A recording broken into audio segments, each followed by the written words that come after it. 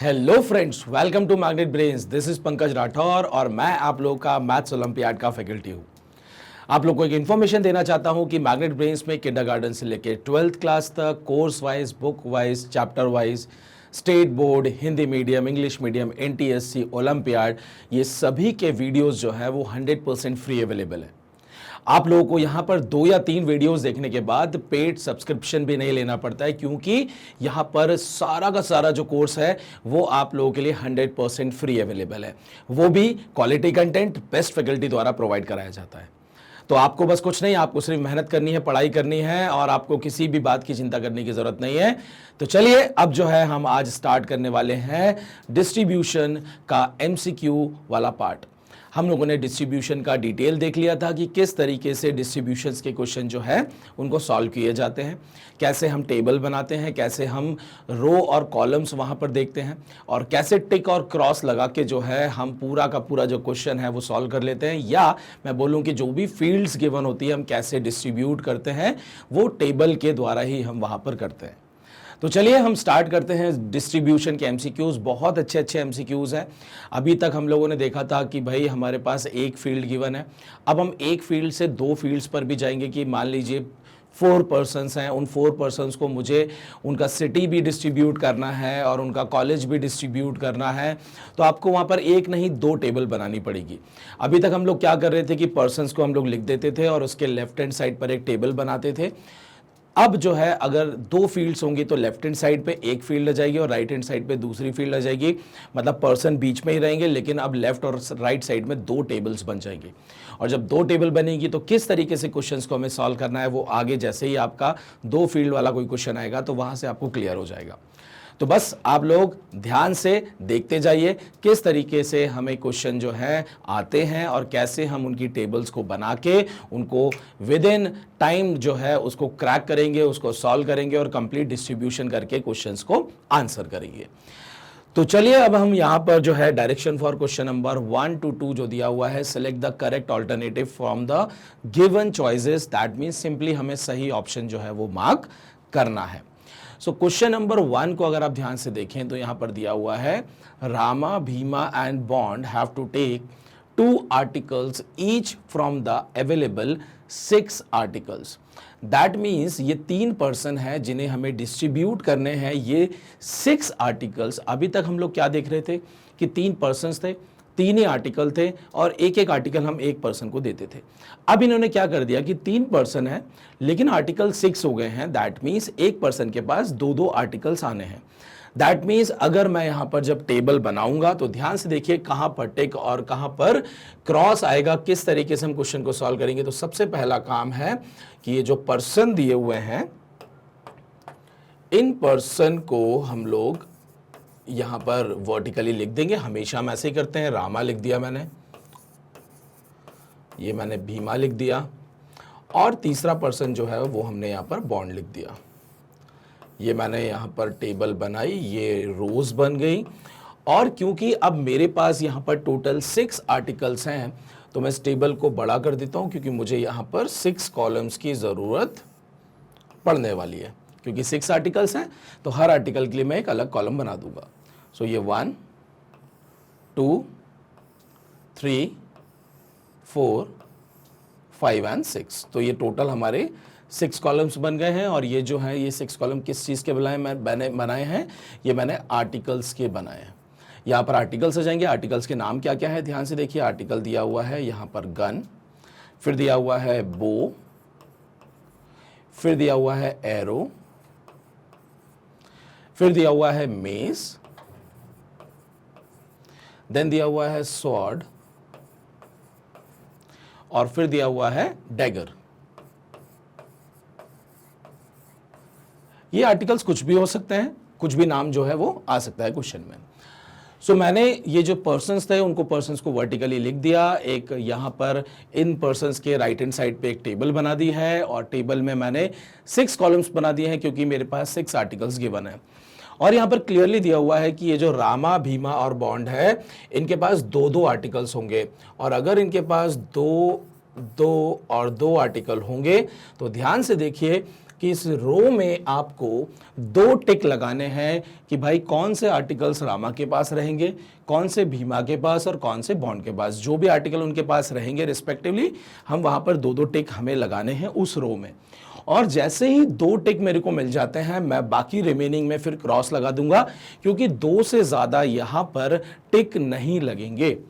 Next चीज, अगर मुझे पता लग गया कि ये जो गन है वो रामा के पास है, तो ये जो गन है फिर रामा के अलावा भीमा और बॉन्ड के पास नहीं जाने वाली है, क्योंकि 6 आर्टिकल हैं जिसमें से 2-2 आर्टिकल तीनों को जाने हैं और 6 आर्टिकल डिफरेंट आर्टिकल्स हैं। तो अगर मैंने गन रामा को भी दे दी, भीमा को भी दे दी, तो यहां पर डिस्ट्रीब्यूशन गड़बड़ हो जाएगा। सो गन जो है अगर रामा को गई तो भीमा और बॉन्ड पर क्रॉस लग जाएगा। दैट मीन्स अगर जहां पर भी टिक आ गया, हम उस रो में क्रॉस नहीं लगा सकते पूरी, लेकिन हम उस कॉलम में पूरा क्रॉस लगा सकते हैं, क्योंकि वो आर्टिकल किसी एक पर्सन के पास ही जाएगा। दैट मीन्स कॉलम में आपको हर कॉलम में एक ही टिक लगेगा, बट रो में जो है आपको 2 टिक लगाने हैं, 2 से ज्यादा नहीं, 2 से कम नहीं। तो चलिए आगे देखते हैं क्या क्या इंफॉर्मेशन हमको यहां पर दी हुई है। सो पहली इंफॉर्मेशन दी हुई है यहां पर कि Bhima will not take the gun और द बो। सो जो भीमा है, भीमा ना ही, देखिए Bhima will not take the gun और द बो।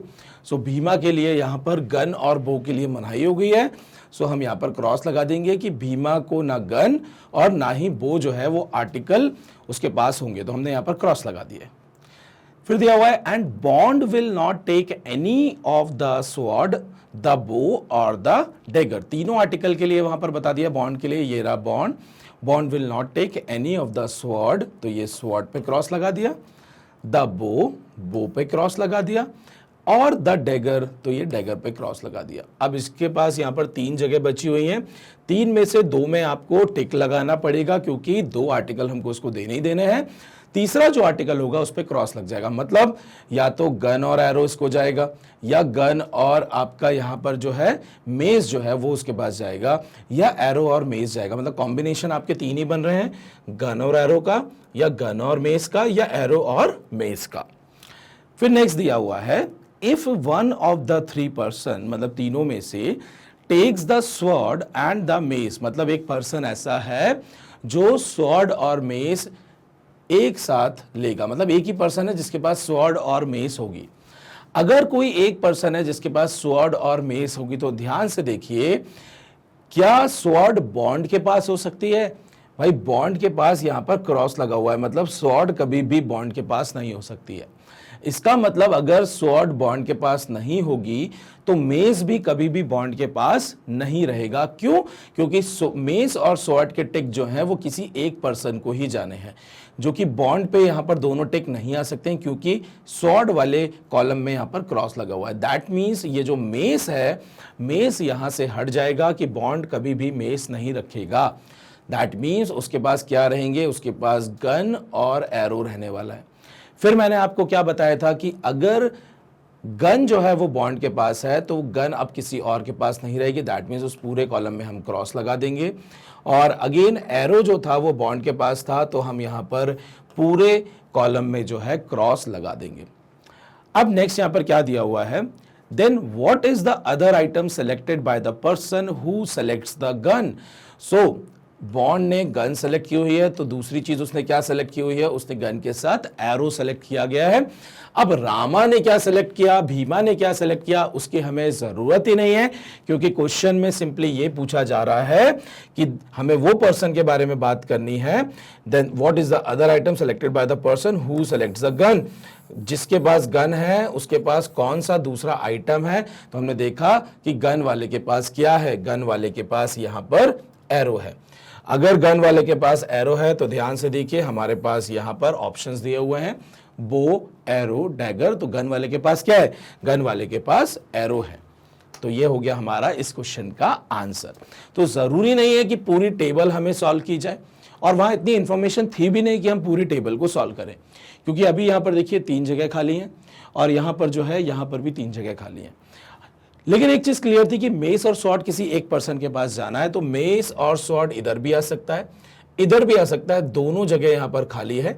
लेकिन अगर मैं ट्राई करूं, अगर मैंने मेस और स्वॉर्ड यहां दे दिया तो बचेगा क्या यहाँ पर, ध्यान से देखिए, यहाँ पर आपके पास क्रॉस लग जाएंगे दोनों, और दोनों जब क्रॉस लग जाएंगे तो डैगर जो है वो यहाँ पर बस एक ही टिक आ पाएगा, बाकी यहाँ पर टिक नहीं आ पाएंगे, क्योंकि भीमा के पास 3 ही जगह बची हुई है, मेस, स्वॉर्ड और डैगर। तो 2 टिक आपको यहीं पे चाहिए, या तो इधर या तो इधर, लेकिन मेस और स्वॉर्ड हमेशा साथ में जाने हैं। दैट मीन्स टिक जो है वो यहीं पर आने वाले हैं मेस और स्वॉर्ड के। दैट मीन्स यहाँ पर क्रॉस और क्रॉस लग जाएगा, और जब क्रॉस और क्रॉस लग गया तो यहाँ दोनों तरफ टिक आ जाएंगे और ये क्रॉस लग जाएगा। तो टेबल हम कंप्लीट कर पा रहे हैं, यहाँ पर हमें और दूसरी इंफॉर्मेशन की कोई ज़रूरत भी नहीं है। लेकिन क्योंकि आगे क्वेश्चन में हमसे जो पूछा गया था वो हमने बहुत ही आसानी से आंसर कर दिया था, तो अगर हम टेबल कभी कंप्लीट नहीं भी करें तो भी काम चल गया था। यहाँ पर ऐसे क्वेश्चंस एग्जाम में आते हैं तो आगे इतना दिमाग लगाने की ज़रूरत नहीं है कि भाई रामा और भीमा के पास क्या रहने वाला है। लेकिन अगर उसमें क्वेश्चन रामा और भीमा से रिलेटेड होते तो फिर हमको टेबल जो है वो ज़रूर कंप्लीट करनी होती। आप इसका स्क्रीनशॉट ले लीजिए, देन जो है हम नेक्स्ट वाले क्वेश्चन पर चलेंगे। तो ये टेबल बन चुकी है, आप क्वेश्चन के साथ में इसका यहाँ पर जो है स्क्रीनशॉट ले लीजिए, सो दैट आप आगे वापस एक और बार इस क्वेश्चन को खुद से सॉल्व कर पाएं। सो आई थिंक आप लोगों ने अब स्क्रीनशॉट इसका ले लिया होगा। अब हम चलते हैं हमारे नेक्स्ट वाले क्वेश्चन पर, that is question number 2। Question number 2 को अगर आप ध्यान से देखें, यहां पर लिखा हुआ है 4 स्टूडेंट्स, मतलब 4 स्टूडेंट्स के बारे में बात हो रही है। जब 4 स्टूडेंट्स के बारे में बात हो रही है जो कि हैं Sagar, Swaroop, Sachin and Suman, they went to 4 different cities. 4 different cities की हम बात कर रहे हैं, तो एक फील्ड हमारी क्या हो गई, cities, Mumbai, Vijayawada, Hyderabad and Nagpur, to take 4 different test. तो दूसरी फील्ड यहां पर क्या हो गई, टेस्ट। तो जो 4 पर्सन है उनके बारे में हम 2 बातें कर रहे हैं, एक सिटी और दूसरा टेस्ट।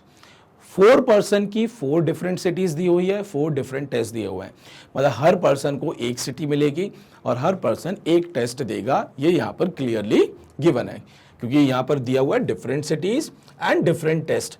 किसी भी 2 पर्सन के सेम टेस्ट नहीं होंगे या सेम सिटी से वो बिलोंग नहीं करेंगे। The following data is also known. तो अब यहां पर देखिए, जब 2 फील्ड गिवन होती है तो हम कैसे यहां पर टेबल बनाएंगे। सो टेबल बनाने के लिए ध्यान से देखिए, यहां पर जो है मैं टेबल जो है वो बना देता हूं कि मान लीजिए मेरे पास यहां पर 4 लोग हैं, तो मुझे बीच में अब यहां पर 4 पर्सन्स को लिखना पड़ेगा, क्योंकि उसके लेफ्ट और राइट दोनों तरफ हमारी टेबल बनेगी। सो 4 स्टूडेंट है, मैं यहां पर लिख देता हूं, ये हो गया मेरा सागर, ये हो गया मेरा सागर, देन मेरा स्वरूप, स्वरूप के बाद सचिन, एंड सचिन के बाद है सुमन। ये मैंने यहां पर एक कॉलम बना दिया, इसमें मेरे पर्सन्स आ गए और दोनों तरफ जो है यहां पर रोज बनेंगी, क्योंकि टेबल जो है वो दोनों तरफ जाने वाली है। यहां पर मैंने ये टेबल बना दी और यहां पर रोज को मैंने कंप्लीट कर दिया। और क्योंकि 4 पर्सन हैं, 4 डिफरेंट टेस्ट के बारे में हम बात कर रहे हैं, तो यहां पर जो है मैं 4 डिफरेंट रोज बना दूंगा, और 4 डिफरेंट रोज नहीं, 4 डिफरेंट कॉलम्स बना दूंगा। राइट हैंड साइड पर भी मैं एक टेबल बनाऊंगा जिसमें मेरे पास 4 डिफरेंट क्या रहेंगे, सिटीज रहेंगी, इसलिए मैं यहां पर भी 4 कॉलम्स बना दूंगा। सो ये हो गई मेरी सिटीज और ये मेरे हो गए टेस्ट। तो सबसे पहले ध्यान से देखिए, सिटीज कौन सी दी हुई है, सिटीज दी हुई है मुंबई, विजयवाड़ा। तो मैं यहां पर लिख देता हूं, this is my Mumbai, Vijayawada, Hyderabad and Nagpur. मैंने उनका जो फर्स्ट लेटर है वो ले लिया है, और वो जब मैं वहां से इंफॉर्मेशन देखूंगा, चारों के फर्स्ट लेटर अलग अलग है, तो मुझे समझ में आ रहा है this is Mumbai, this is Vijayawada, this is Hyderabad and this is Nagpur. जब टेस्ट की बात कर रहे हैं तो टेस्ट दिया हुआ है आपका सबसे पहले जैट, तो मैंने ये जैट लिख दिया। फिर दिया हुआ है जेमैट, जेमैट मैंने लिख दिया। फिर दिया हुआ है CET, देन दिया हुआ है कैट। ये 4 एग्जाम्स हैं, ये 4 एग्जाम्स डिफरेंट एग्जाम्स रहेंगे सभी पर्सन्स के, और सभी पर्सन्स डिफरेंट सिटी से बिलोंग करेंगे। अब चलते हैं क्या क्या इंफॉर्मेशन हमें दी हुई है और कहां पर टिक और कहां पर क्रॉस लगेगा, किस तरीके से हम इस पूरी टेबल को कंप्लीट करेंगे। सो सबसे पहले यहां पर इंफॉर्मेशन दी हुई है, सुमन डिड नॉट टेक जेमैट। सो सुमन जो है वो जेमैट का एग्जाम नहीं देता है, तो मैंने सुमन वाले रो में और जेमैट वाले कॉलम का जो इंटरसेक्शन है वहां पर लगा दिया क्रॉस। फिर दिया हुआ है Swaroop did not go to Hyderabad, Swaroop did not go to Hyderabad, तो स्वरूप हैदराबाद नहीं जा रहा है, तो स्वरूप की रो और हैदराबाद की कॉलम के इंटरसेक्शन पर मैंने क्रॉस लगा दिया है। And he did not take CET and Z, तो स्वरूप जो है वो ना ही सीईटी देता है और ना ही यहां पर जेड देता है, तो ये मेरा क्रॉस लग गया। तो स्वरूप के बारे में यहां पर इंफॉर्मेशन क्या थी कि वो हैदराबाद नहीं जाता है और साथ ही साथ वो सीईटी और जेड एग्जाम नहीं देता है। सो यहां से मुझे इतनी इंफॉर्मेशन मिली, मैंने ये इतने सारे जो हैं वो क्रॉस यहां पर लगा दिए हैं। और अब चलते हैं हमारी नेक्स्ट इंफॉर्मेशन में, और जो नेक्स्ट इंफॉर्मेशन है वो ध्यान से देखिए यहां पर क्या दी हुई है कि CET was conducted in Nagpur. ये क्लियर हो गया कि भाई जो सीईटी का एग्जाम है वो नागपुर में हुआ है, या CET was conducted in Nagpur, तो दैट मीन्स कि जो भी पर्सन है जिसके पास नागपुर रहेगा वही सीईटी का एग्जाम देगा। तो यहां से एक चीज क्लियर हो जाती है कि जो सीईटी वाला है वही पर्सन जो है नागपुर वाला रहेगा। मतलब जिस पर्सन का टिक जो है वो सीईटी पर आएगा उसी पर्सन का नागपुर पर भी टिक आएगा। सो यहां से देखिए हम क्या क्या कर सकते हैं, ध्यान से देखिए कि अगर सागर सीईटी का एग्जाम देगा तो यहां पर टिक लगेगा, तो सागर ऑटोमेटिकली नागपुर हो जाएगा। या मुझे पता लगता है कि सागर अगर नागपुर से है तो मैं तुरंत डायरेक्टली मार्क कर दूंगा कि सागर ही सीईटी वाला टेस्ट जो है वो दे रहा है। नेक्स्ट देखिए, स्वरूप जो है सीईटी का टेस्ट नहीं दे रहा है, ये पहले से मुझे पता है। और जब स्वरूप सीईटी का टेस्ट नहीं दे रहा है तो वो नागपुर जो है, नागपुर से यहां पर नागपुर सिटी स्वरूप से बिलोंग नहीं करेगी, क्योंकि नागपुर जहां रहेगा वहीं सीईटी रहेगा और जहां सीईटी नहीं रहेगा वहां नागपुर नहीं रहेगा। तो ये मैंने लगा दिया क्रॉस कि भाई यहां से मुझे ये एक इंफॉर्मेशन मिल पा रही है कि अगर सीईटी में जहां पर भी क्रॉस है वहां पर मैं तुरंत नागपुर पे क्रॉस लगा दूंगा, या जहां पर भी नागपुर में क्रॉस होगा मैं सीईटी पे क्रॉस लगा दूंगा, क्योंकि मुझे टिक जो है जो भी पर्सन रहेगा सीईटी और नागपुर दोनों में आना चाहिए। और अगर दोनों में से किसी एक में भी क्रॉस है तो तुरंत आप दूसरे पे भी क्रॉस लगा दीजिए। इस पॉइंट को बिल्कुल दिमाग में बैठाइएगा, क्योंकि जो भी सेट्स आते हैं एग्जाम में उनमें अगर कुछ इस तरीके से इंफॉर्मेशन रहती है कि भाई दो जो फील्ड में हमें सिटी या यहाँ पर एग्जाम जो दिया हुआ है टेस्ट, अगर उन दोनों का एक साथ बताया कि वो जो पर्सन होगा वो सीईटी और नागपुर दोनों चीजें एक ही पर्सन जो है वो देगा, या ऐसा बोल दिया जाए कि जो सीईटी देगा वो नागपुर वाला होगा या जो नागपुर वाला होगा वो सीईटी का टेस्ट देगा, अगर ऐसा बोला गया है तो दैट मीन्स हमें सिंपली बस ये देखना है कि सीईटी वाले कॉलम में कहां पर क्रॉस है। जहां पर भी क्रॉस होगा तुरंत आप नागपुर वाले में क्रॉस लगा दीजिए। या अगर कोई पर्सन मान लीजिए सचिन नागपुर से बिलोंग नहीं करता तो मैं तुरंत सचिन को यहां पर सीईटी वाले पे भी क्रॉस लगा देता कि भाई जब वो नागपुर से बिलोंग नहीं करता है तो वो सीईटी का एग्जाम नहीं देगा, क्योंकि सीईटी और नागपुर का कॉम्बिनेशन जाना है। अब चलते हैं आगे, क्योंकि नागपुर वाले में कॉलम में कहीं और क्रॉस नहीं है और साथ ही साथ सीईटी वाले कॉलम में भी कहीं और क्रॉस नहीं है स्वरूप के अलावा। अब दिया हुआ है Sagar did not go to Nagpur. Sagar जो है वो नागपुर से बिलोंग नहीं करता है, या did not go to Nagpur, वो नागपुर नहीं जा रहा है। तो जब वो नागपुर नहीं जा रहा है इसका मतलब वो सीईटी का एग्जाम नहीं देगा, और जब वो सीईटी का एग्जाम नहीं देगा क्योंकि नागपुर में क्रॉस आ चुका है तो मैं तुरंत यहां पर भी क्रॉस लगा दूंगा। तो देखा आपने, जैसे कि सीईटी पर क्रॉस था तो हमने नागपुर में क्रॉस लगा दिया, और जब नागपुर पर क्रॉस आया तो मैंने तुरंत सीईटी पर क्रॉस लगा दिया। फिर दिया हुआ है Sagar did not go to Nagpur and he did not take cat. तो सागर जो है वो कैट का एग्जाम भी जो है वो नहीं लिखेगा, and he did not take CAT. फिर दिया हुआ है Sachin had gone to Mumbai. Sachin जो है वो मुंबई जा रहा है। अगर ये मुंबई जा रहा है, ध्यान से देखिए, तो यहां पर टिक आ गया, और जैसे टिक आया तो मैं बाकी पूरे रो में और पूरे कॉलम में यहां पर लगा दूंगा क्रॉस। अब जब सचिन मुंबई का हो गया है दैट मीन्स वो नागपुर का नहीं है, और जब नागपुर पे क्रॉस आ गया है इसका मतलब हम तुरंत सीईटी पर भी यहां पर क्रॉस लगा देंगे। जैसे ही मैंने क्रॉस लगाया तो ध्यान से देखिए, वैसे तो हमारे नागपुर में भी एक ही जगह बची थी यहां पर, और सीईटी में भी एक ही जगह बची है। इसका मतलब सुमन जो है वो सीईटी का एग्जाम और नागपुर से वो एग्जाम देगा। सो यहाँ जब टिक आ गया है तो इस पूरे रो में और पूरे कॉलम में क्रॉस हो गया, और यहाँ पर भी इस पूरे कॉलम और पूरे रो और कॉलम में जो है वो यहाँ पर क्रॉस लग गया। अगर मैं इस वाले टेबल पे वापस आ जाता हूं तो ध्यान से देखिए, यहां पर एक ही जगह बची हुई है इस कॉलम में, तो मुझे यहाँ टिक लगाना ही पड़ेगा क्योंकि इस पूरे कॉलम में एक ही खाली जगह बची थी। जब ये टिक आ गया तो ये क्रॉस लग गया। अब यहाँ पर एक ही खाली जगह बची हुई है तो ये यहाँ पर टिक लग गया। तो मुझे सारी सिटीज़ जो है वो पता लग चुकी हैं। अब आगे चलते हैं, यहाँ पर बाकी क्या और इन्फॉर्मेशन दी हुई है। Sachin had gone to Mumbai, तो सचिन देखिए मुंबई दिया हुआ है। If Sagar did not take JET, if Sagar did not take JET, ये लग गया क्रॉस। जैसे क्रॉस लगा इस पूरे रो में एक ही खाली जगह बची हुई है, यहाँ टिक आ गया। टिक आ गया तो इस पूरे कॉलम में मैं क्रॉस लगा दूंगा। इस रो में एक ही खाली जगह बची है तो यहाँ टिक लग जाएगा। टिक जैसे आएगा तो इस पूरे कॉलम में और इस पूरे रो में क्रॉस लग गया, और अब एक ही जगह खाली बची हुई है तो ये लग गया मेरा क्रॉस। क्या पूछा है, then which of the following is the correct combination of the city visited and the test return by Swaroop. तो हमसे पूछा जा रहा है स्वरूप के बारे में, और यहां पर क्या दिया हुआ है कि कौन सा कॉम्बिनेशन रहेगा स्वरूप के लिए। तो हम देख सकते हैं कैट और विजयवाड़ा उसका कॉम्बिनेशन होगा स्वरूप के लिए। सो अगर हम यहां पर ऑप्शन देखें तो ऑप्शन में क्या दिया हुआ है, विजयवाड़ा एंड जेमैट, ये हमारा आंसर नहीं होगा।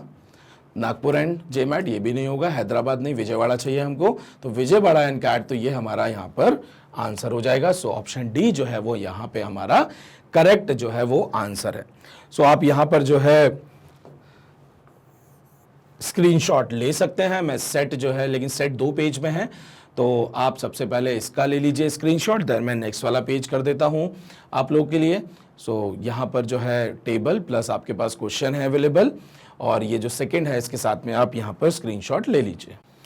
चलिए अब चलते हैं हमारे नेक्स्ट वाले क्वेश्चन पर, और नेक्स्ट क्वेश्चन ध्यान से देखिए, यहाँ पर जो है वो है direction for question number 3 to 5। सो यहाँ पर question number 3, question number 4, question number 5 इस सेट से बिलोंग करते हैं, और हमें जो है यहाँ पर टेबल कंप्लीट करने के बाद क्वेश्चन नंबर 3, 4, 5 को आंसर करना है।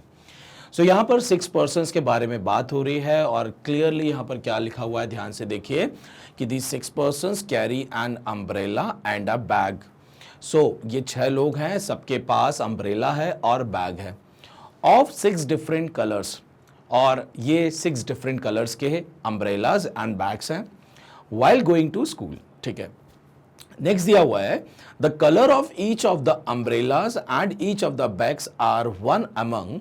सो कलर क्या दिए हुए हैं, red, yellow, green, blue, pink and black.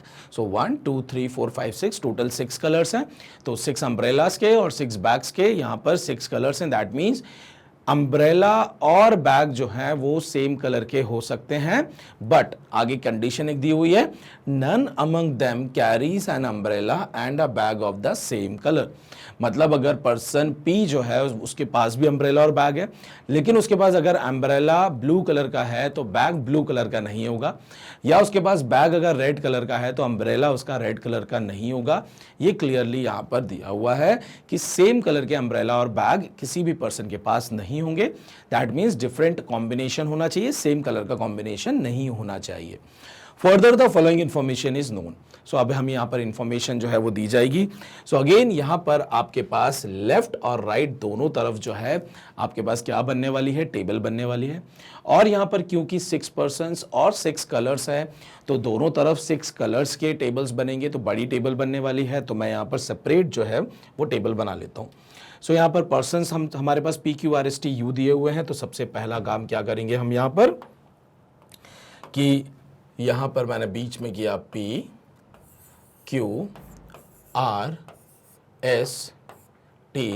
और U। ये जैसे ही मैंने पर्सन्स लिखे मैं यहाँ पर इसको एक कॉलम में कन्वर्ट कर दूंगा, और यहाँ पर जो है मैं रोज बना दूंगा दोनों तरफ। ये मेरी हो गई क्या, ये हो गई रोज। और रो बनाने के बाद क्योंकि यहाँ पर 6 पर्सन्स 6 डिफरेंट कलर के अम्ब्रेला और साथ में बैग जो है वो रखे रहेंगे, तो मैं राइट हैंड साइड पर जो है यहाँ पर एक टेबल बना देता हूँ जिसमें मेरे पास टोटल 6 कलर्स के लिए 6 कॉलम रहने वाले हैं। सो ये मैंने यहाँ पर जो है टेबल बना दी और मुझे 6 कॉलम्स बनाने हैं। तो 1 2 3 4 एंड 5 6 सेम टेबल जो है मुझे यहां पर भी बनानी है, तो मैं इसको कवर अप कर देता हूं। ये रोज मेरी कंप्लीट हो जा रही हैं। यहाँ पर 6 रोज बन गई क्योंकि 6 पर्सन्स हैं, 6 पर्सन्स की 6 रोज, और साथ में जो है यहाँ पर 6 कॉलम्स रहेंगे। तो 1 2 3 4 एंड 5 6। मैं यहाँ पर अम्ब्रेला और बैग के बारे में बात करने वाला हूँ, तो मैं इस तरफ लिख देता हूँ, ये हो जाएंगे मेरे अम्ब्रेलास इस तरफ, और इस तरफ जो है मेरे बैग्स के बारे में हम बात करेंगे। सो अम्ब्रेला और बैग्स जो है, अम्ब्रेला उस तरफ और बैग इस तरफ आ जाएगा। अब बात हो रही है कलर्स की, तो ध्यान से देखिए कलर कौन से दिए हुए हैं। सो कलर दिए हुए हैं रेड, येलो, ग्रीन। सो मैं यहाँ पर लिख देता हूँ, this is my red, yellow, green. ये हो गया आपका red, yellow, green, blue, pink, black. So ये हो जाएगा ब्लू, पिंक, और ये हो गया आपका black. So red, yellow, green, blue, pink, black colour के बैग्स होंगे, और साथ ही साथ अम्ब्रेला भी इन्हीं कलर के हैं, तो वो भी मैं यहां पर लिख देता हूं भाई, रेड,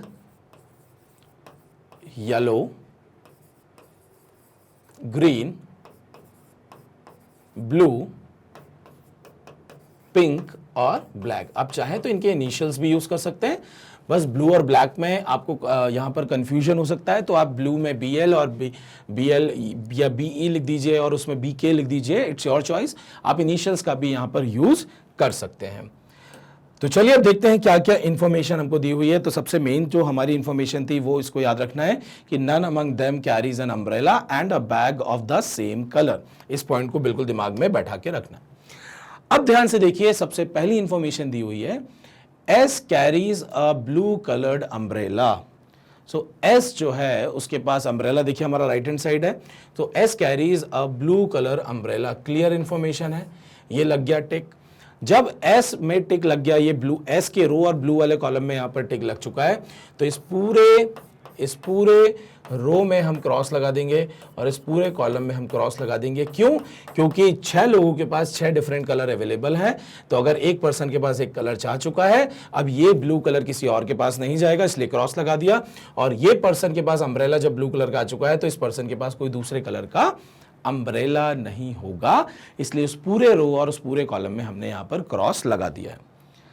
नेक्स्ट क्या इंफॉर्मेशन दी हुई है, S carries a blue coloured umbrella but not a black colour bag, but not a black colour bag. तो ये ब्लैक कलर पे मैंने क्रॉस लगा दिया। अब आप लोगों का दिमाग चलना चाहिए, क्योंकि मैंने एक स्टेटमेंट बोली थी कि दोनों पर्सन के पास सेम कलर के अम्ब्रेला और बैग नहीं होंगे।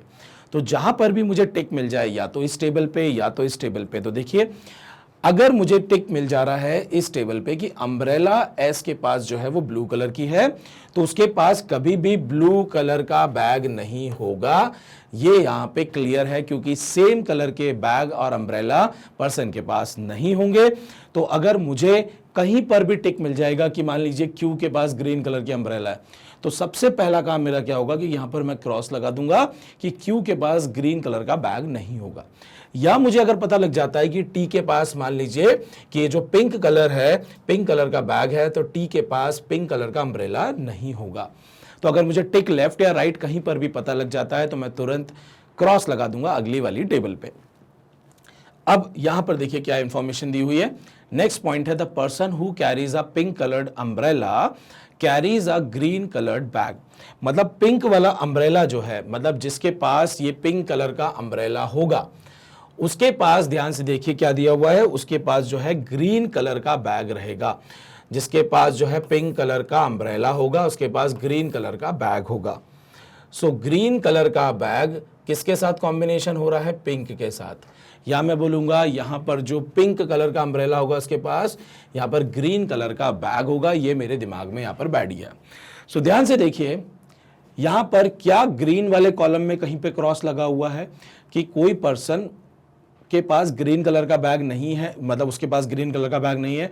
अगर मुझे ये पता होता तो मैं तुरंत क्रॉस लगा देता कि उसके पास पिंक वाला जो है अम्ब्रेला नहीं होगा, क्योंकि वो पर्सन सेम रहने वाला है जिसके पास ग्रीन कलर का बैग और पिंक कलर का अम्ब्रेला है। तो मुझे यहां से पता लग चुका है कि जो एस है उसके पास पिंक कलर का अम्ब्रेला नहीं होगा, क्योंकि यहां पर क्रॉस लगा हुआ है। इसका मतलब जो एस है उसके पास पिंक कलर का, सॉरी ग्रीन कलर का जो है वो बैग नहीं होगा, क्योंकि जिसके पास पिंक कलर का अम्ब्रेला होगा उसी के पास ग्रीन कलर का बैग होगा। और जिसके पास पिंक कलर का अम्ब्रेला अगर नहीं होगा तो उसके पास ग्रीन कलर का बैग नहीं होगा। तो मैंने यहां इसीलिए क्रॉस लगा दिया क्योंकि वहां पर एस के पास पिंक कलर का अम्ब्रेला नहीं है, क्योंकि उसके पास ब्लू कलर का अम्ब्रेला है, तो वो कभी भी ग्रीन कलर का बैग उसके पास नहीं होगा। मैंने यहां पर तुरंत क्रॉस लगा दिया। नेक्स्ट इंफॉर्मेशन क्या दिया हुआ है कि P carries a red colour bag. So P carries, P कहां रहा, पी ये रहा, रेड कलर का बैग ये रहा, ये बैग के बारे में बात हो रही है तो ये लग गया टिक। जैसे ही टिक लगा इस पूरे में लगा देंगे हम क्रॉस और इस पूरे कॉलम में हम लगा देंगे क्रॉस। तो मेरे पास क्या इंफॉर्मेशन है, मेरे पास ये इंफॉर्मेशन है कि जिसके पास ग्रीन कलर का बैग होगा उसी के पास पिंक कलर का अम्ब्रेला होगा। क्या पी के पास ग्रीन कलर का बैग है? नहीं है। इसका मतलब पी के पास पिंक कलर का अम्ब्रेला नहीं होगा। सिर्फ टिक मार्क करने के बाद सीधी अगली कंडीशन पे नहीं जाना है। जब कुछ ऐसा इंफॉर्मेशन हमें दिया हुआ है तो उस इंफॉर्मेशन को यूज करके जो भी एक्स्ट्रा क्रॉस लग रहे हैं वो क्रॉस हमें जरूर लगाना है। अगर ये छोटे छोटे ये जो क्रॉस बीच बीच में हमने लगाए हैं अगर हम ये छोड़ देंगे तो हमारा टेबल कभी भी कंप्लीट नहीं होगा। अब चलते हैं हमारी नेक्स्ट इंफॉर्मेशन पे। नेक्स्ट इंफॉर्मेशन क्या है, P carries a red colour bag, ये हमने कर दिया, but not a yellow colour umbrella. But not a yellow colour umbrella, P जो है वो येलो कलर का अम्ब्रेला उसके पास नहीं रहेगा। सो ये वाला पॉइंट हमारा हो चुका है। अब चलते हैं फोर्थ पॉइंट पर। R carries a black colour umbrella. R carries, R जो है वो ब्लैक कलर का अम्ब्रेला उसके पास है तो ये लगाया टिक, पूरे में क्रॉस, पूरे में क्रॉस, उस पूरे कॉलम में क्रॉस। तो हमें फिर से क्या पता लग गया कि पिंक कलर का अम्ब्रेला जो है वो आर के पास नहीं है। तो आर के पास जब पिंक कलर का अम्ब्रेला नहीं है तो उसके पास ग्रीन कलर का बैग भी नहीं होगा। नेक्स्ट क्या दिया हुआ है, R carries a black colour umbrella हो चुका है and T carries a yellow coloured bag. T carries yellow colour bag, ये लगाया मैंने टिक, उस पूरे कॉलम में क्रॉस लगा देंगे, उस पूरे रो में क्रॉस लगा देंगे। फिर से एक और इंफॉर्मेशन मिल गई कि भैया ग्रीन कलर का बैग जो है वो टी के पास नहीं है तो उसके पास पिंक कलर का जो है अम्ब्रेला भी नहीं होगा, उसके पास पिंक कलर का अम्ब्रेला भी नहीं होगा। नेक्स्ट क्या दिया हुआ है, नेक्स्ट दिया हुआ है Q does not carry a black coloured bag. Q does not carry a black colour bag, तो ये लगा दिया मैंने क्रॉस कि क्यू जो है उसके पास ब्लैक कलर का बैग नहीं होगा। तो अब ध्यान से देखिए, मुझे यहां पर बहुत सारी खाली जगह देखने को मिल रही है। तो हम लोगों ने क्या चीज़ें अभी तक मिस कर दी हैं, ध्यान से देखिएगा। एक बहुत ही इंपॉर्टेंट इंफॉर्मेशन थी, वो क्या थी कि जिसके पास जिस कलर का अम्ब्रेला होगा उसी कलर का बैग नहीं होगा, या जिसके पास उसी कलर का बैग होगा, अगर जिसके पास जो भी कलर का बैग होगा वो सेम कलर का अम्ब्रेला नहीं होगा। ये बहुत ही स्ट्रांग और बहुत ही अच्छी इंफॉर्मेशन थी हमारे पास।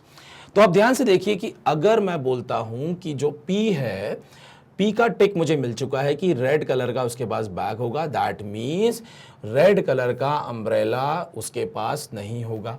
फिर फर्दर चलते हैं, यहां पर मुझे टी के बारे में पता है कि टी जो है, टी के पास येलो कलर का बैग है तो टी के पास येलो कलर का क्या नहीं होगा, अम्ब्रेला नहीं होगा।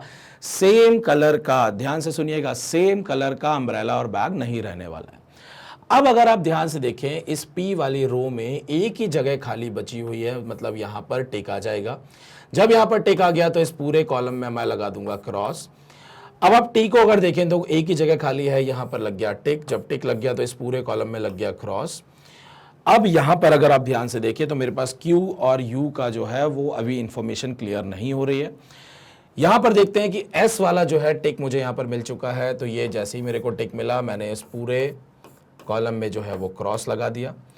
फर्दर यहां पर मेरे पास दो जगह खाली है, यहां पर भी दो जगह खाली है, तो कुछ टिक मुझे वापस से मिल गए। तो ध्यान से देखिए मुझे कहां पर टिक मिल गए हैं, मुझे एस में टिक मिल चुका है तो ये भी हो चुका है कंप्लीट। लेकिन आर का मुझे पता लग चुका है कि आर के पास ब्लैक कलर का अम्ब्रेला है, दैट मीन्स आर के पास ब्लैक कलर का बैग नहीं होगा। सो ब्लैक कलर का अम्ब्रेला है तो ब्लैक कलर का बैग नहीं होगा, तो एक ही जगह खाली बचती है, मैं लगा दूंगा यहां पर टिक। ये हो गया क्रॉस, ये हो गया मेरे पास क्रॉस। यहां पर एक ही जगह बचती है, ये मैंने लगाया टिक, और ये हो गया मेरा क्रॉस, और यहां पर एक ही जगह बचती है, ये लगा दिया मैंने टिक। जैसे ही मैंने यहाँ पर टिक लगाया तो अगेन ध्यान से देखिए, मुझे एक इंफॉर्मेशन थी कि जिसके पास ग्रीन कलर का बैग होगा उसके पास पिंक कलर का अम्ब्रेला होगा, तो ये मैंने लगा दिया टिक कि क्यों वो पर्सन है जिसके पास ग्रीन कलर का बैग और पिंक कलर का अम्ब्रेला होगा। तो ये मेरा उस पूरे कॉलम में क्रॉस लग चुका है, उस पूरे रो में क्रॉस लग गया। यहाँ पर एक ही जगह बचती है, तो ये मैंने टिक लगा दिया और ये वाली टेबल भी मेरी जो है वो कंप्लीट यहाँ पर हो चुकी है। सो लेफ्ट वाली राइट वाली दोनों टेबल कंप्लीट हो चुकी है। हमें पता चल चुका है कि PQRSTU के पास जो है कौन से कलर के अम्ब्रेलाज हैं और कौन से कलर के बैग्स हैं। तो अब चलते हैं, यहां पर जो है आपके पास क्वेश्चंस जो हैं वो पूछे जाएंगे और क्वेश्चन से हमें जो है आंसर करना है। Who carries a red colour umbrella?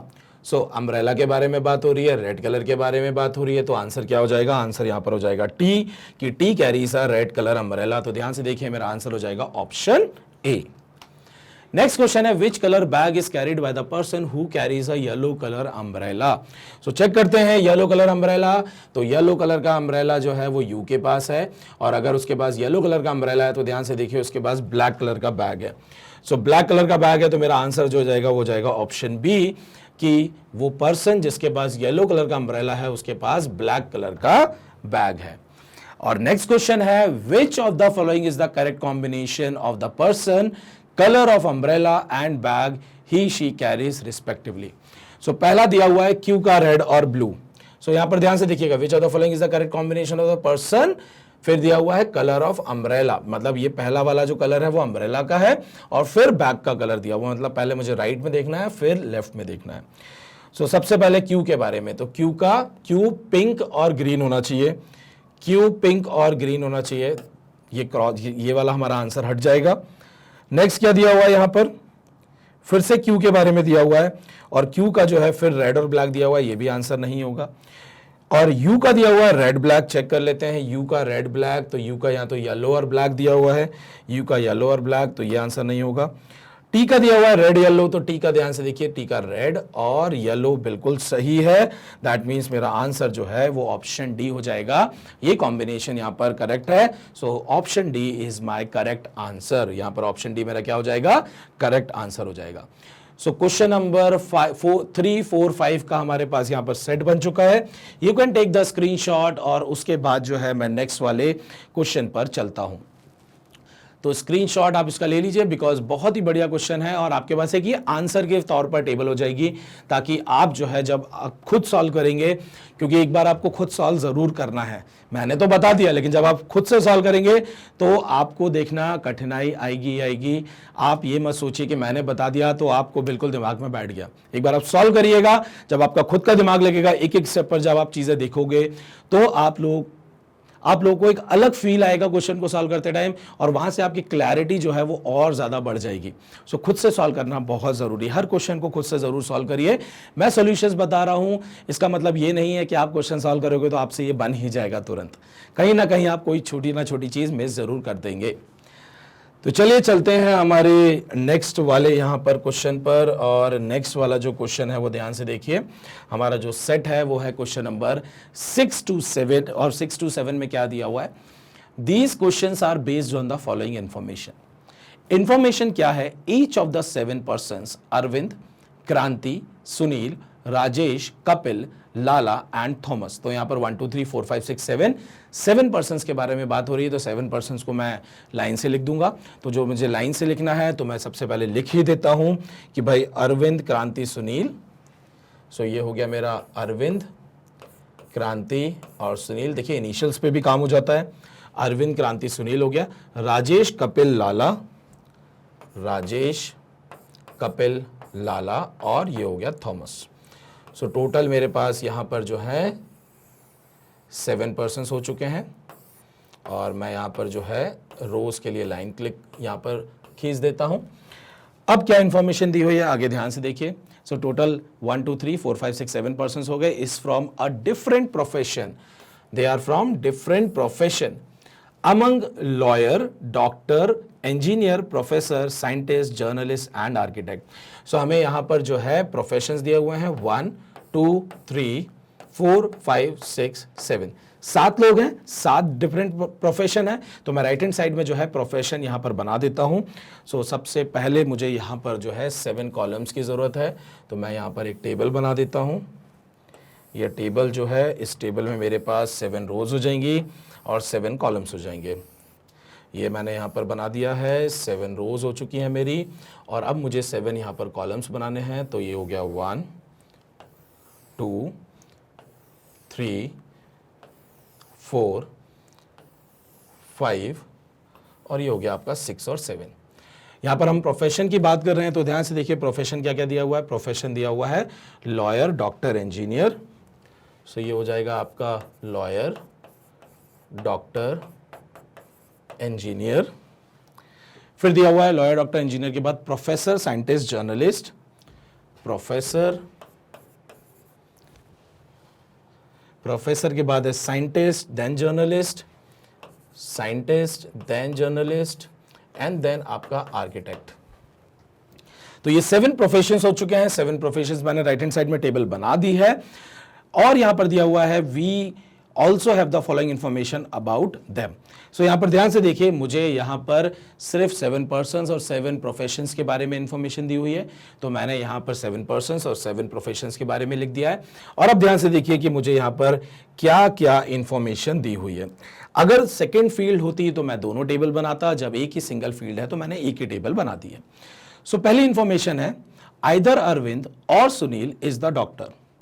तो अरविंद और सुनील जो है उनमें से कोई एक डॉक्टर है। इसका मतलब या तो यहां टिक आएगा अरविंद वाले में, या तो सुनील वाले में आएगा। दैट मीन्स बाकी सभी में क्या लग जाएगा, बाकी सभी में लग जाएगा क्रॉस, कि भाई अरविंद और सुनील के अलावा कोई और डॉक्टर नहीं होगा।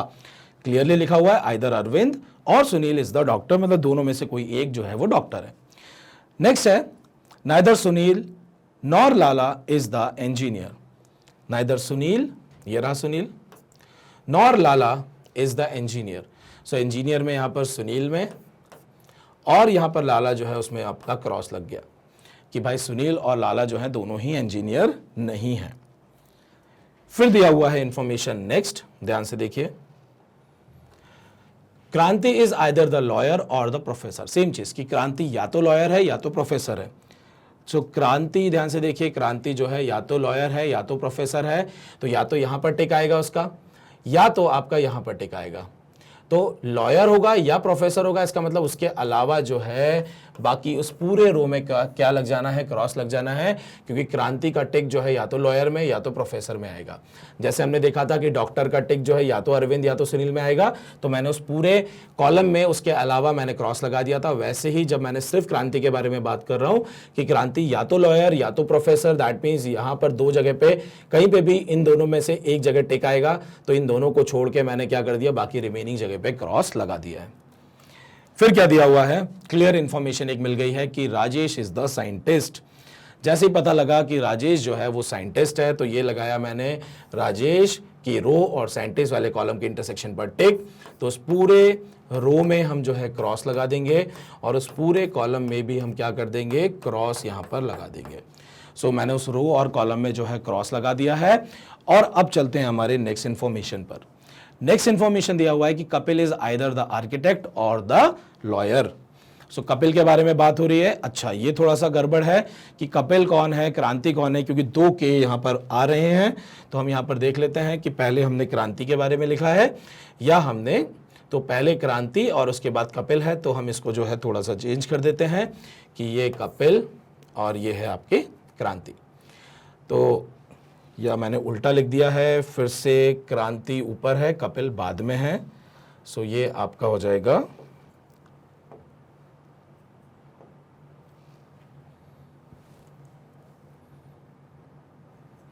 दिस इज क्रांति एंड दिस इज कपिल। सो ये जो मैंने इंफॉर्मेशन जो क्रॉस लगाए हैं वो क्रांति के लिए लगाए हैं क्या, तो वो मैं चेक कर लेता हूं। क्रांति इज आइदर द लॉयर और द प्रोफेसर, परफेक्ट। मैंने ऊपर क्रांति के लिए किया हुआ था, क्योंकि देखिए दोनों इनिशियल सेम हो गए थे, तो हम गड़बड़ी हो सकती थी कि हम कौन सा कपिल और कौन सा क्रांति है। पता चल रहा है कि हमने ऊपर वाले में क्रांति के लिए कर दिया और उसको बाद में हमने कपिल सोच लिया, तो क्वेश्चन के आंसर्स जो है वो गड़बड़ हो सकते थे। राजेश इज साइंटिस्ट हो गया था। फिर दिया हुआ है Kapil is either the architect और द लॉयर। सो कपिल के बारे में बात हो रही है, या तो वो आर्किटेक्ट है या तो लॉयर है, या तो आर्किटेक्ट होगा या तो आर्किटेक्ट होगा या तो लॉयर होगा, दोनों में से कोई एक होगा। तो उसके अलावा जो खाली जगह बचती है वहां पर लग जाएगा क्रॉस, क्योंकि दो ही जगह में से एक जगह टिक आने वाला है कपिल के पास। फिर दिया हुआ है Thomas is either the doctor और द आर्किटेक्ट। सेम चीज कि भाई थॉमस जो है या तो डॉक्टर या तो आर्किटेक्ट होगा। थॉमस जो है वो या तो डॉक्टर होगा या तो आर्किटेक्ट होगा, या तो आर्किटेक्ट होगा या तो आपका डॉक्टर होगा। डॉक्टर पे पहले से ही क्रॉस लगा हुआ है, तो फिर क्या बचा कि भैया थॉमस जो है वो आर्किटेक्ट ही रहेगा। तो हमने यहां पर टिक लगा दिया, ये हो गया पूरा क्रॉस पूरे रो में, और इस पूरे कॉलम में जो है यहां पर क्या लग जाएगा, क्रॉस लग जाएगा। ध्यान से देखिए, कपिल के लिए अब एक ही जगह खाली बची है, तो मैं यहां पर टिक लगा दूंगा, इस पूरे में चला जाएगा क्रॉस, और उस पूरे रो में पहले से ही क्रॉस लगा हुआ है। क्रांति के लिए एक ही जगह बचती है, तो ये एक ही जगह बचती है, तो मैंने यहां पर टिक लगा दिया, उस पूरे कॉलम पे जो है वो क्रॉस लग जाएगा, ये लग गया क्रॉस। अब मैं देखता हूं कि मेरे पास जो है यहां पर सिंगल वाली जो है जगह पर ये, अच्छा ये जो है मैंने क्रॉस लगाना भूल गया भाई, इस कॉलम में जो एक टिक आ चुका है तो क्रॉस लगाना जरूरी है। अब लाला वाले में एक ही जगह पर खाली जगह बची हुई है, तो यहां पर टिक आ जाएगा, उस पूरे कॉलम पे लग जाएगा क्रॉस। ये एक जगह अकेली खाली बची हुई है डॉक्टर के लिए, ये मैंने टिक लगा दिया, इस पूरे जो कॉलम पे क्रॉस लग गया। अब एक अकेली खाली जगह बची हुई है अरविंद के लिए, मैंने ये लगा दिया टिक। टेबल हो चुकी है कंप्लीट। अब क्वेश्चन को अब जो है हम यहां पर आंसर करेंगे। सो ध्यान से देखिए क्वेश्चन क्या है। सबसे पहला क्वेश्चन है, which of the following is the correct pair of the person and his profession. तो सबसे पहला ऑप्शन दिया हुआ है सुनील और जर्नलिस्ट का। तो सुनील जो है वो जर्नलिस्ट नहीं डॉक्टर है, तो ये वाला ऑप्शन हमारा एलिमिनेट हो गया। लाला का जर्नलिस्ट के साथ दिया हुआ है कॉम्बिनेशन, तो लाला जर्नलिस्ट बिल्कुल सही है। सो दैट मीन्स मेरा आंसर जो है वो ऑप्शन बी हो जाएगा। Option B is my correct answer. चलते हैं नेक्स्ट क्वेश्चन पर, और नेक्स्ट क्वेश्चन है, who is the professor. Professor कौन है। तो प्रोफेसर देखा, उस कॉलम में गए तो क्रांति जो है वो है प्रोफेसर। सो क्रांति ऑप्शन डी में यहां पर गिवन है। सो आंसर जो है इस क्वेश्चन का हमारा क्या हो जाएगा, आंसर हो जाएगा D, that is who is professor, क्रांति इज प्रोफेसर। सो यहां पर जो है क्वेश्चन नंबर 6 और 7 जो है हमने यहां पर आंसर कर दिया है इस पूरे सेट्स को देख के। और इस टेबल में जो है आपने क्या देखा कि आपको राइट हैंड साइड पे ही जो है वो इंफॉर्मेशन हमें बनानी थी, क्योंकि एक ही फील्ड के बारे में यहां पर बात की गई थी। तो चलिए अब जो है हम नेक्स्ट क्वेश्चन पर चलेंगे। उससे पहले आप जो है इसका स्क्रीनशॉट ले लीजिए, सो दैट आप जब भी टेबल बनाएंगे इस क्वेश्चन को देख के, तो आपके पास जो है कंप्लीट टेबल आपके पास अवेलेबल होनी चाहिए। Take the screenshot. चलिए तो चलते हैं अब हमारे नेक्स्ट वाले सेट पर। तो नेक्स्ट वाला जो सेट है वो है आपका question number 8 to 10। Question number 8 to 10 मतलब हमें 3 क्वेश्चंस को आंसर करना है यहां पर, और दिया हुआ है these questions are based on the following information. और क्या इंफॉर्मेशन है, ईच ऑफ द 5 पर्सन, तो 5 पर्सन के बारे में बात हो रही है, PQRS and T। So PQRS&T works with a company among CTS, PTS, DTS, STS and LTS। तो 1 2 3 4 5 5 कंपनीज के बारे में बात हो रही है। सो यहाँ पर जो है हम बना लेते हैं PQRST। PQRST पर्सन्स है हमारे पास। तो सबसे पहले ये हो गया P, Q, R, S और T। तुरंत बनाएंगे यहाँ पर कॉलम। कॉलम बनाने के बाद ये यहाँ पर हमारी रोज के लिए हमने जगह बना दी है।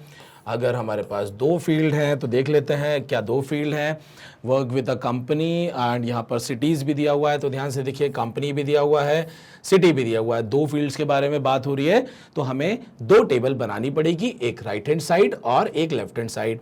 तो सबसे पहले कंपनी के लिए बना लेते हैं 5 उस तरफ कॉलम, और इस तरफ बना लेते हैं 5 सिटीज़ के लिए। सो इस टेबल को बड़ा कर देते हैं फटाफट। ये आपका आ गया 5 यहाँ पर पर्सन्स हैं, तो 5 रोज हो गया। 5 आपके पास कंपनीज हैं, तो 1 2 3 एंड 4 5। नेक्स्ट यहाँ पर चलते हैं, तो ये हो गया आपका टेबल कंप्लीट। ये रो हमारी बन गई है 5, और यहाँ पर बना देंगे 1 2 3 एंड 4 5। सो यहाँ पर मैं कंपनीज लिखने वाला हूँ और इधर मैं सिटीज लिखने वाला हूँ। कंपनीज देख लेते हैं कौन सी है, CTS, PTS, DTS, CTS, PTS, DTS। Next दिया हुआ है STS and LTS, HTS, LTS। Cities देख लेते हैं, सिटीज कौन सी दी हुई है, दिल्ली, मुंबई, कोलकाता। सो यहाँ पर लिख लेते हैं हम लोग दिल्ली, मुंबई, कोलकाता, और दिया हुआ है Chennai and Hyderabad. So this is Chennai and Hyderabad.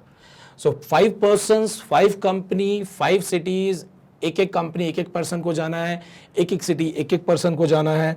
तो जहां पर टिक आएगा उस पूरे रो में और पूरे कॉलम में जो है हम क्रॉस लगा देंगे। फर्स्ट पॉइंट दिया हुआ है no two of them stay in the same city. So यहां पर क्या दिया हुआ है, कोई भी दो लोग सेम सिटी में नहीं रहने वाले हैं।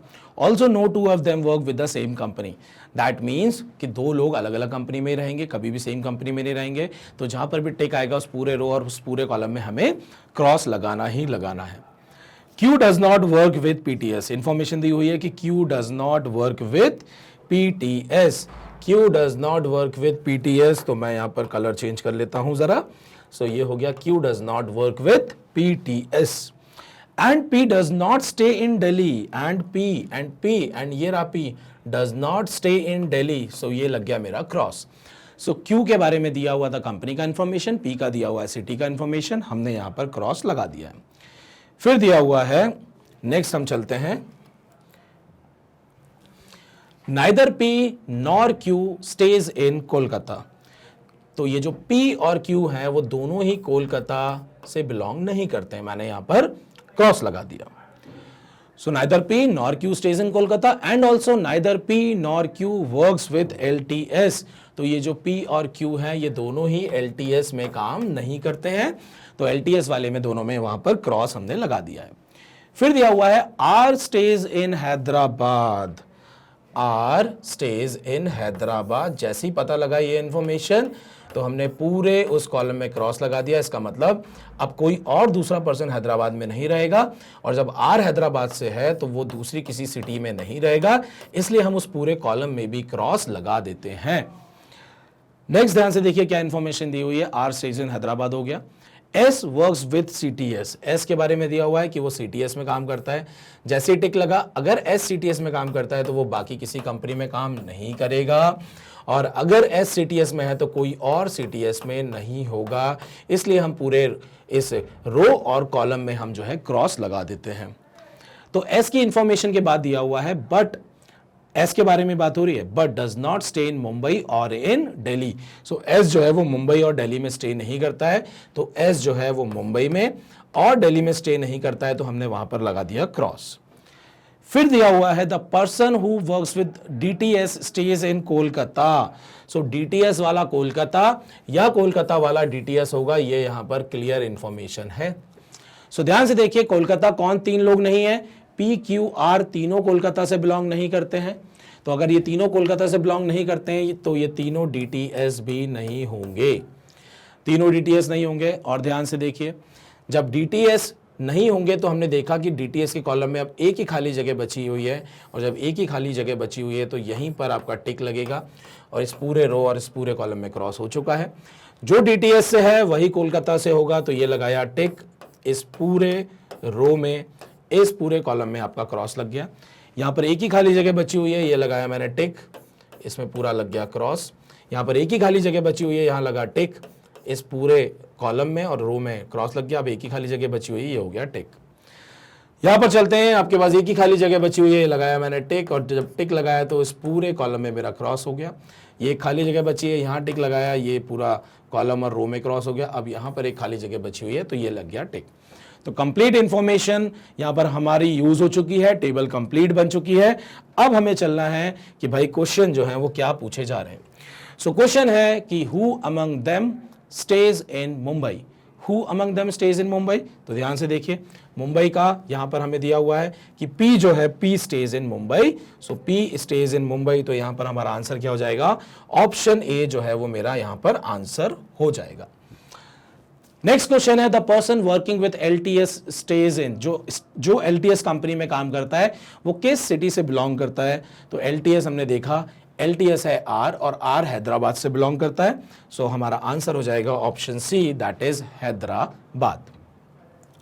नेक्स्ट क्वेश्चन देख लेते हैं। नेक्स्ट क्वेश्चन है which of the following is true.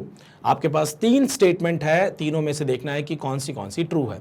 सबसे पहला स्टेटमेंट है Q स्टेज इन चेन्नई।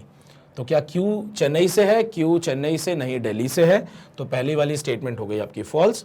सेकंड दिया हुआ है R works with PTS, R works with LTS, तो ये सेकंड वाली भी फॉल्स हो गई। थर्ड दिया हुआ है कि P works with HTS, P works with HTS नहीं, पी वर्क्स विद पीटीएस, सो ये भी आपकी फॉल्स हो गई।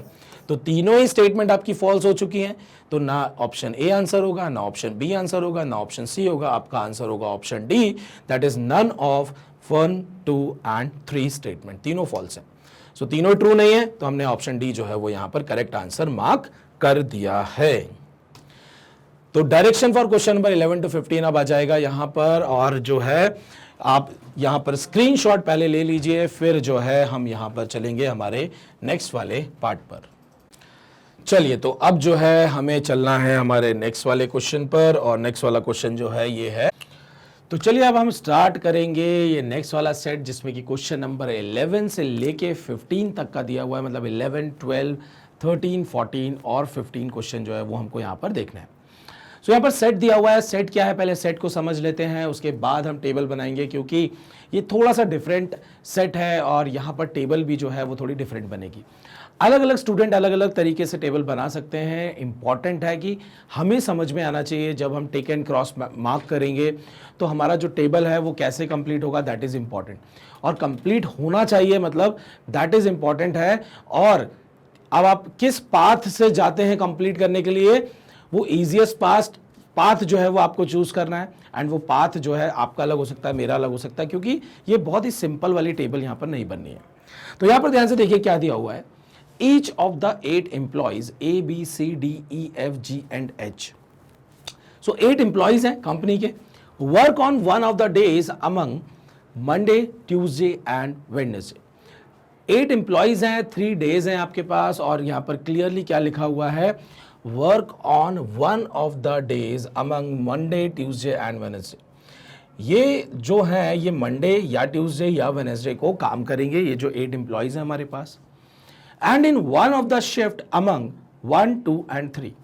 सो दैट मीन्स यहां पर 3 शिफ्ट्स हैं, 1, 2 एंड 3, दैट मीन्स हर दिन 3 शिफ्ट्स जो हैं वो रहेंगी, मंडे को, ट्यूसडे को और वेडनेसडे को, but not necessarily in the same order. There are at least 2 and at most 3 shifts on a particular day। मतलब किसी एक दिन में कम से कम 2 शिफ्ट और ज़्यादा से ज़्यादा 3 शिफ्ट्स हो सकती हैं।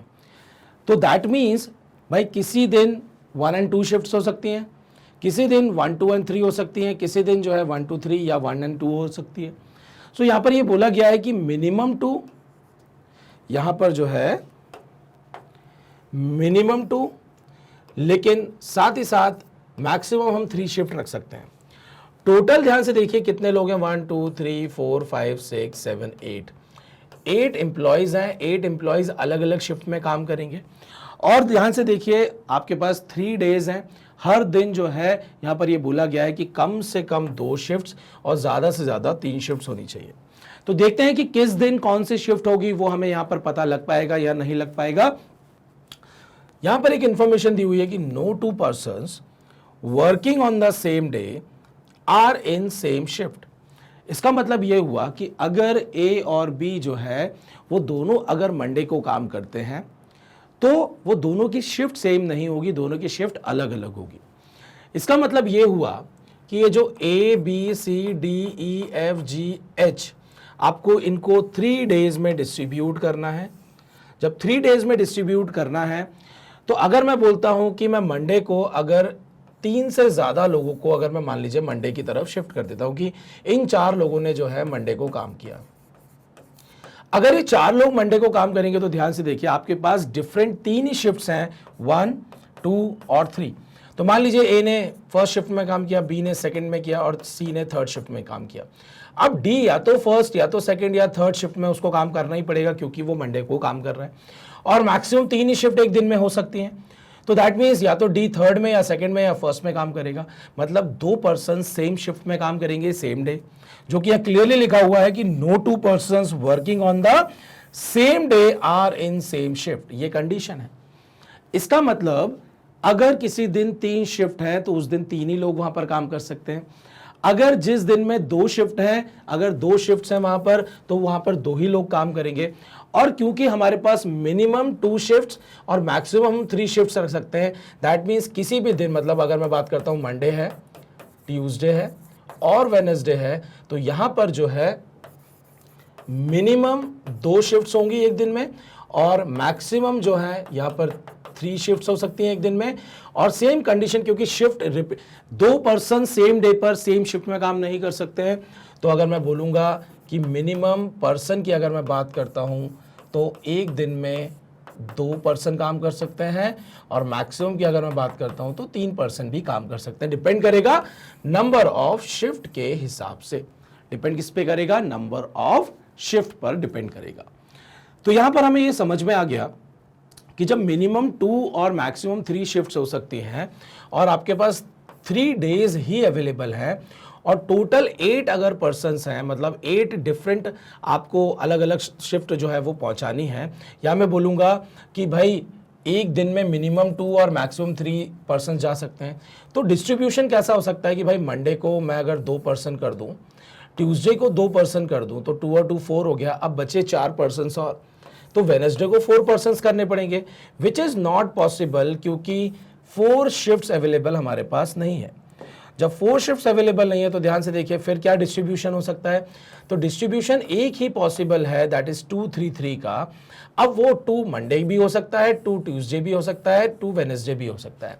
किसी एक दिन जो है 2 शिफ्ट्स होंगी और बाकी 2 दिन जो है 3 3 शिफ्ट्स होंगी ही होंगी, तभी 8 पर्सन जो है वो काम कर पाएंगे। या अगर मैं ऐसा बोलूं कि 3 3 पर्सन्स किसी 2 दिन काम करेंगे और 2 पर्सन्स किसी एक दिन काम करेंगे। सो जो कॉम्बिनेशन बन रहा है वो 2 3 3 का बन रहा है। अब इट कैन बी वो मंडे, ट्यूसडे और वेडनेसडे में कैसे डिस्ट्रीब्यूट्स होंगे वो हमें देखना है कि 2 कहां पर जाएगा और 3 कहां पर जाएगा, वो हमें यहां पर चेक करना है। तो अब देखिए यहां पर बड़ा ही कॉम्प्लिकेटेड सी चीज हो गई है। सबसे पहले तो इस क्वेश्चन को समझना ही बहुत बड़ा टास्क है, फिर इस क्वेश्चन के हिसाब से टेबल बनाना एक अगला टास्क है। तो अगर मेरे पास 8 पर्सन्स हैं, 3 डेज है और हर दिन में 3 शिफ्ट है, तो ध्यान से देखिए मैं टेबल कैसे बनाने वाला हूं। तो सबसे पहले मैं यहां पर पर्सन लिख लेता हूं। मेरा पर्सन ए है, B, C, D, E, F, जी और एच। यहां पर हमने कॉलम बना दिए, ये हमारा कॉलम बन गया पर्सन्स का। अब मैं यहां पर क्या करूंगा, ध्यान से देखिए, मैं टेबल जो है यहां पर फुल साइज की बना देता हूं, क्योंकि मुझे यहां पर डेज और शिफ्ट दोनों ही फील्ड्स को यूज करना है, तो कॉलम्स भी उसी के हिसाब से बनेंगे। और हर दिन 2 या 3 शिफ्ट्स होनी है। किस दिन होनी है मुझे अभी नहीं पता है, तो मुझे अभी हर दिन के लिए जो है 3 शिफ्ट्स बनानी ही पड़ेंगी। तो मैं यहाँ पर एक और रो बना लेता हूँ, और वो रो जो है वो इसलिए मैंने बनाई है, ध्यान से देखिएगा, कि मैं यहाँ पर मंडे, ट्यूसडे और वेडनेसडे के लिए, ये आपका हो गया मंडे, ये ट्यूसडे और ये हो गया वेडनेसडे। साथ में मैंने यहाँ पर शिफ्ट के लिए अलग से कॉलम्स बना दिए कि भाई मंडे को first shift, second shift, third shift. Same Tuesday को फर्स्ट शिफ्ट, सेकंड शिफ्ट और थर्ड शिफ्ट। वेडनेसडे की अगर हम बात करें तो वेडनेसडे को ध्यान से देखिए, first, second and third shift. So Monday, Tuesday और वेडनेसडे को हर दिन मैंने 3-3 शिफ्ट लिख दी है, लेकिन अगर अभी आप देखेंगे तो टोटल 9 शिफ्ट हो जा रही है। 9 शिफ्ट मतलब 9 लोग काम करें, लेकिन यहां पर 8 लोग हैं, मतलब किसी ना किसी एक दिन जो है वो 2 शिफ्ट होनी है। एक शिफ्ट जो है किसी दिन की कैंसिल होगी। कौन से दिन की होगी वो हमें अगर आगे इंफॉर्मेशन दी होगी तो हम उस इंफॉर्मेशन को यूज करेंगे, और अगर वो इंफॉर्मेशन नहीं दी होगी तो क्वेश्चन के साथ में ही हमें पता लग जाएगा। चलिए तो अब आगे देखते हैं। हमारे पास जो है यहां पर इंफॉर्मेशन दी हुई है, following information is known about them. क्या इंफॉर्मेशन है, ध्यान से देखिए। इंफॉर्मेशन है कि there are only 2 shifts on Wednesday, that is 1 and 2। इसका मतलब ये जो थर्ड वाली शिफ्ट है ये वेडनेसडे को नहीं रहने वाली है, और अगर ये नहीं रहने वाली है तो मैं यहां पर लगा दूंगा क्रॉस कि ये शिफ्ट लाई ही नहीं करती है, तो इसको मैंने रिमूव कर दिया कि यहां पर ना ही कोई टिक आएगा ना ही कोई क्रॉस आएगा, क्योंकि वेडनेसडे को 2 ही शिफ्ट्स है। और अब आप देख सकते हैं कि वेडनेसडे को 2 पर्सन्स जाने हैं, ट्यूसडे को 3 पर्सन्स और मंडे को 3 पर्सन्स। दैट मीन्स इस मंडे वाले इस टेबल में आपको 3 टिक्स चाहिए, ट्यूसडे वाले में 3 टिक्स चाहिए, और वेडनेसडे वाले में आपको 2 टिक्स चाहिए हैं, क्योंकि हमें यहाँ पर 8 पर्सन दिए हुए हैं और इन 8 या 8 पर्सन्स की जो टिक्स है वो इन टेबल में ही लगने वाला है। सो अगला इंफॉर्मेशन क्या दिया हुआ है, ध्यान से देखिए, E does not work on Wednesday. So E जो है वो वेडनेसडे को काम नहीं करता है। दैट मीन्स हम ई वाले उस रो में कि भाई ई का टिक जो है वो वेडनेसडे में नहीं आएगा, तो मैंने वहां पर लगा दिया क्रॉस। उसका टिक या तो मंडे या ट्यूसडे में आएगा। इसको थोड़ा सा डिफ्रेंशिएट करने के लिए मैं ये कलर चेंज कर देता हूं ताकि आपको क्लियर यहाँ पर दिखे कि मंडे कहाँ है और ट्यूसडे और वेडनेसडे कहाँ है, अलग अलग आपको दिख जाए। अब नेक्स्ट यहां पर क्या दिया हुआ है, सेकेंड वाला इंफॉर्मेशन है, B and D are the only 2 persons working in shift 3। So देखिए शिफ्ट 3 जो है आपके पास अब 2 ही बची हैं, तीसरी वहां पर गायब हो चुकी है। सो शिफ्ट 3 में काम करने वाले यहां पर 2 ही पर्सन हैं, बी और डी, क्योंकि सेम शिफ्ट में सेम डे और सेम डे में सेम शिफ्ट पे काम 2 पर्सन्स नहीं कर सकते हैं।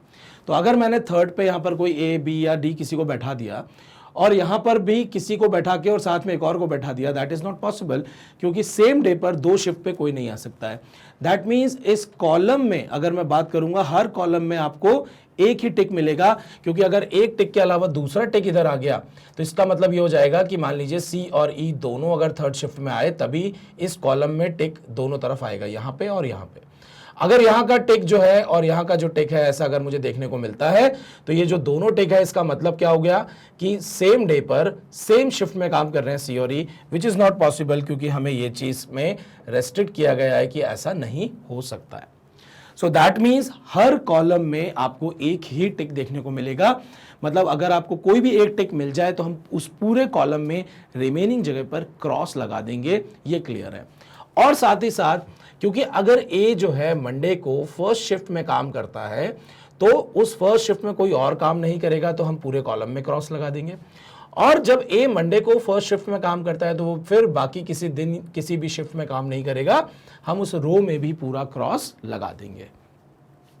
सो यहां पर दिया हुआ है कि B and D are the only 2 persons working in shift 3। That means B और डी जो है वो फर्स्ट और सेकेंड शिफ्ट में काम नहीं करेंगे, फर्स्ट और सेकेंड शिफ्ट में काम नहीं करेंगे, वो सिर्फ थर्ड शिफ्ट में काम करेंगे। तो यहाँ पर भी जो है हम उनका भी फर्स्ट और सेकेंड शिफ्ट में क्रॉस लगा देंगे। सो बी और डी का ऑप्शन यही है कि वो जो है थर्ड शिफ्ट में ही काम करने वाले हैं, और एक मंडे को और एक ट्यूसडे को काम करेगा, ये हमें यहाँ से पता लग गया है। ठीक है,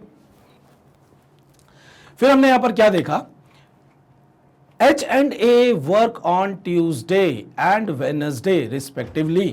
मतलब H ट्यूसडे को और A वेडनेसडे को जो है वो काम कर रहा है। सो यहां पर मुझे पता लग गया कि जो H है वो ट्यूसडे को काम करेगा। तो ध्यान से देखिए कि वो मंडे को काम नहीं करेगा तो किसी भी शिफ्ट में नहीं आएगा, वो ट्यूसडे को काम करेगा तो वेडनेसडे भी किसी शिफ्ट में वो नहीं आएगा। तो H के लिए ये 3 जगह खाली बची। और साथ में क्या बताया गया कि ए जो है वो वेडनेसडे को काम करता है। अगर ए वेडनेसडे को काम करता है तो वो मंडे को काम नहीं करेगा, वो ट्यूसडे को भी काम नहीं करेगा, वो वेडनेसडे को काम करेगा। किस शिफ्ट में करेगा ये इंफॉर्मेशन अभी हमको नहीं पता है। फिर दिया हुआ है A does not work in shift 2। So A जो है वो शिफ्ट 2 में काम नहीं करता है। अब ए के लिए एक ही जगह बचती है जो कि है शिफ्ट 1। जैसे ही मैंने यहां पर टिक लगाया, इस पूरे रो में क्रॉस पहले से ही है और साथ ही साथ उस पूरे कॉलम में हम लगा देंगे क्रॉस, क्योंकि अब वेडनेसडे की फर्स्ट शिफ्ट में अगर एक पर्सन आ चुका है तो दूसरा पर्सन अब वहां पर नहीं आएगा। बहुत ध्यान से सुनिएगा, बहुत ही अच्छा क्वेश्चन है, एक एक लाइन पर ध्यान दीजिएगा जो मैं बोल रहा हूं, और साथ में इसको एक बार फिर आप खुद से भी सॉल्व जरूर करिएगा। फिर दिया हुआ है H and A are in different shift. H और ए जो है वो डिफरेंट शिफ्ट में है, तो ए क्योंकि फर्स्ट शिफ्ट में है तो एच जो है वो फर्स्ट शिफ्ट में नहीं रहेगा, तो इस फर्स्ट शिफ्ट में मैंने क्रॉस लगा दिया।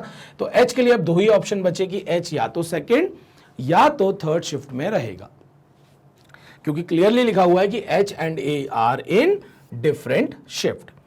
फिर दिया हुआ है C and H are in same shift. C and H, ध्यान से देखिए, ये रहा सी, ये रहा एच। सी और एच सेम शिफ्ट में काम करेंगे, तो मुझे यहां पर क्या दिखता है कि एच के पास दो ही ऑप्शन है, या तो वो सेकंड या तो वो थर्ड शिफ्ट में काम करेगा। एच फर्स्ट शिफ्ट में काम नहीं कर सकता है, क्योंकि हर डे के फर्स्ट शिफ्ट में क्रॉस लगा हुआ है। इसका मतलब सी जो है वो भी फर्स्ट शिफ्ट में काम नहीं करेगा, तो हर फर्स्ट शिफ्ट में मैंने लगा दिया क्रॉस। फिर दिया हुआ है कि F and G are in same shift. F and G के बारे में बात कर रहे हैं, तो यहां पर एफ और जी जो है वो सेम शिफ्ट में है, तो हमने यहां पर एरो बना दिया कि दोनों जो है वो सेम शिफ्ट में यहां पर आने वाले हैं। फिर दिया हुआ है कि यहां पर F does not work on Tuesday. So F does not work on Tuesday, इसका मतलब एफ में यहां पूरा जो है वो क्या लग जाएगा, पूरा लग जाएगा क्रॉस। एफ में पूरा क्या लग जाएगा, क्रॉस यहां पर लग जाएगा। अब ध्यान से देखिए, मुझे यहां पर जो है बहुत ज़्यादा इंफॉर्मेशन नहीं मिली है।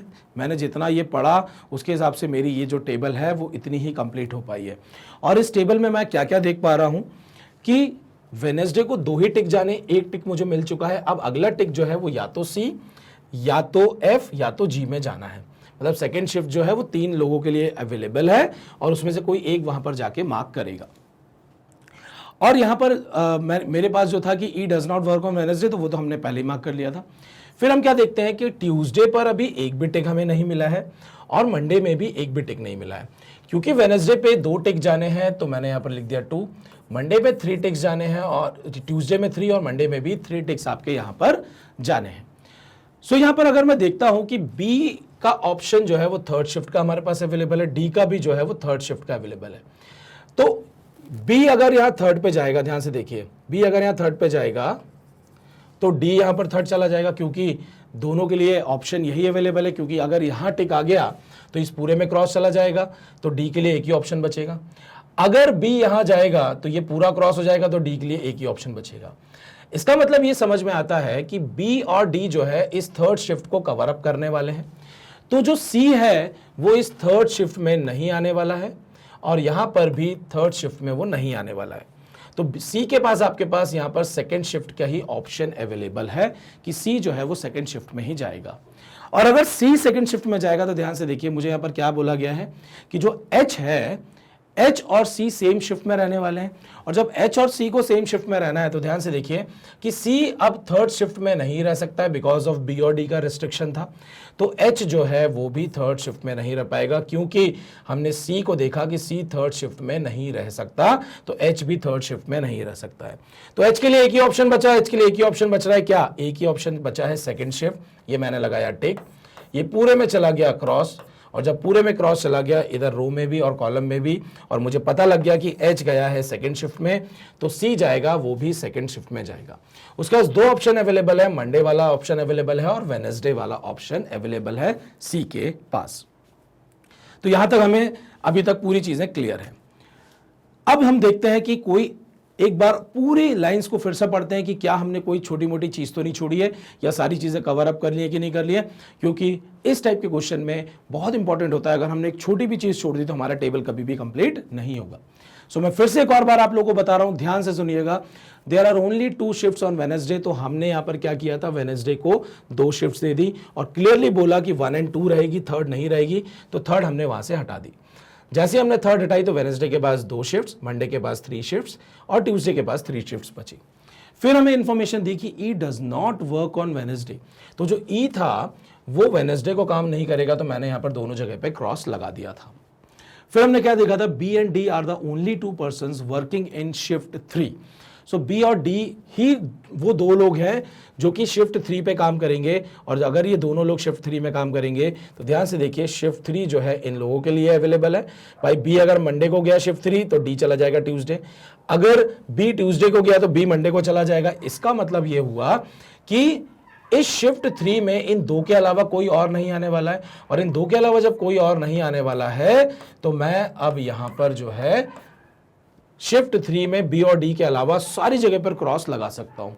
तो ये छोटी सी चीज देखो मैंने छोड़ दी थी कि मैंने थर्ड शिफ्ट के लिए बाकी ऑप्शन पर क्रॉस नहीं लगाया था, क्योंकि बी और डी जो है उनको ही थर्ड शिफ्ट जाने वाली, उसके अलावा किसी को थर्ड शिफ्ट नहीं जाएगी। फिर क्या दिया हुआ था कि H and A work on Tuesday and Wednesday respectively. तो हमें यहां से पता लग गया था कि एच जो है वो ट्यूसडे को, तो उसके अकॉर्डिंगली हमने मंडे को और वेडनेसडे वाले में क्रॉस लगा दिया था। ए जो है वेडनेसडे को वर्क करेगा, तो उसके हिसाब से हमने मंडे और ट्यूसडे पे पूरा क्रॉस लगा दिया था। ए का हमें टिक पता लग गया था, और इस तरीके से हमने वहां पर पूरे रो और पूरे कॉलम में जो है क्रॉस लगा दिया था। फिर हमें यहां से पता लगा कि H and A are in different shift. तो ए जब फर्स्ट शिफ्ट में था तो एच सेकंड शिफ्ट में रहेगा, तो हमने यहां पर हमें एच के बारे में भी पता लग गया कि एच सेकंड शिफ्ट में। फिर हमें बोला गया कि C and H are in same shift. C and H के बारे में क्या इंफॉर्मेशन थी कि सी एंड एच जो है वो सेम शिफ्ट में रहेंगे। तो जब एच सेकंड शिफ्ट में है तो सी को भी सेकंड शिफ्ट में रहना है, तो सेकंड शिफ्ट में रहना है तो वो उसके बाद सेकंड शिफ्ट के दो ही ऑप्शन है, एक मंडे का और एक आपका वेडनेसडे का। बाकी सारा जो है यहां से हट गया। ट्यूसडे वाला इसलिए ऑप्शन उसके पास अवेलेबल नहीं है क्योंकि ट्यूसडे को कौन है, ट्यूसडे को एच पर्सन सेकंड शिफ्ट में काम कर रहा है, और दो पर्सन सेम डे पे सेम शिफ्ट में काम नहीं कर सकते हैं। फिर क्या दिया हुआ था एफ एंड जी के बारे में, F and G are in same shift. तो एफ एंड जी जो है वो सेम शिफ्ट में रहेंगे। सेम शिफ्ट में रहेंगे मतलब अगर एफ फर्स्ट में रहता है तो ध्यान से देखिए जी भी फर्स्ट में रहेगा, तो जी फर्स्ट में रहेगा, और यहां पर जी के लिए फर्स्ट का ऑप्शन नहीं है तो एक ही ऑप्शन है।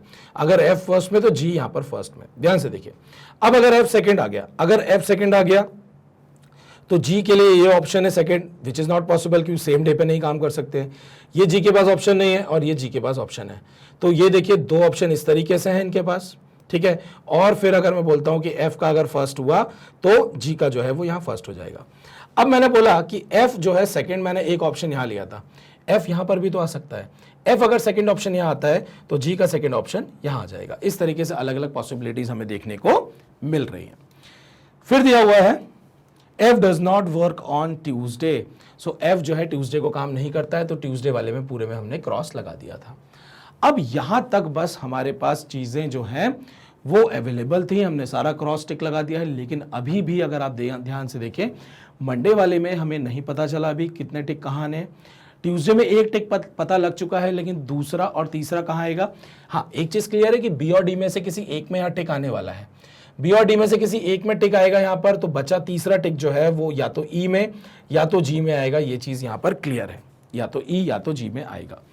तो इस टाइप के क्वेश्चन को अब हम कैसे करेंगे, हमें जो है यहां पर सी के लिए दो पॉसिबिलिटीज दिख रही हैं, या तो सी मंडे को रहेगा सेकंड शिफ्ट में, या वो वेडनेसडे को रहेगा सेकंड शिफ्ट में।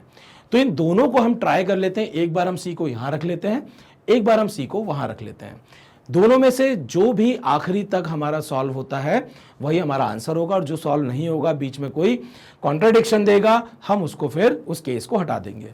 तो मैं यहाँ पे कलर डिफरेंट ले लेता हूं क्योंकि अब जो है मैं यहाँ पर ट्राई कर रहा हूं। तो ध्यान से देखिए, सबसे पहले मैंने यहाँ पर ट्राई किया कि सी को जो मैंने इस शिफ्ट में रख दिया।